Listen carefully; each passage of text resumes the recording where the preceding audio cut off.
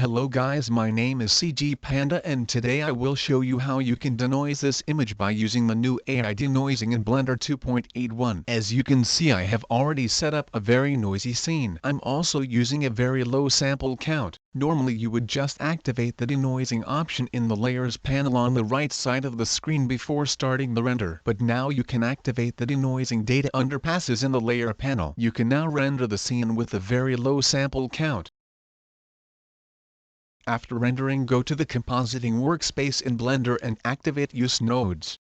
Add a denoise node in between the render layers node and the composite node. Connect the denoising normal output to the normal input of the denoise node and the denoising albedo output to the albedo input. In the image editor you can see how the denoise is applied to your image. There you can also save your denoised image.